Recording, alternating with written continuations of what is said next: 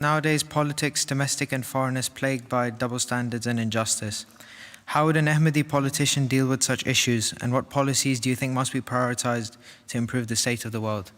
The main thing is true justice, absolute justice. Until and unless we follow it, we cannot maintain the peace in the society or in the world. The true justice is that, as the Holy Quran says, that if you have to speak against your own relatives, you have to stand witness against your own people, even then you stand and speak truth. And this is the justice, right? So if we attain this standard, then we can spread peace in the society, and this peace in the society will spread all across the world, and then we can say there's a chance of peace and harmony and love in the world, otherwise not. Right? Politicians have double standards. They have their own vested interests. Even a politician whom you see, he will talk to you, he will say whatever you are saying is right, and I agree, 100% agree with you.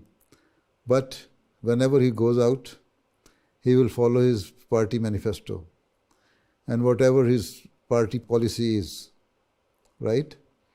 So he cannot deviate from his party policy.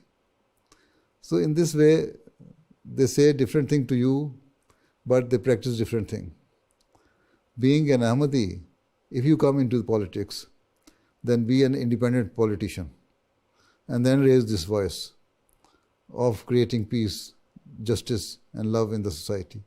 If you think that if you join any party and the party manifesto does not give you the free chance to speak the truth, speak for justice, then leave the party and be an independent politician.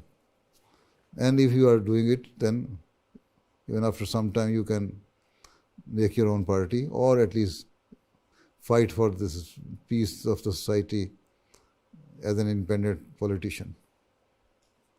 Okay? Ji, Jazakallah Huzur. Assalamu alaikum.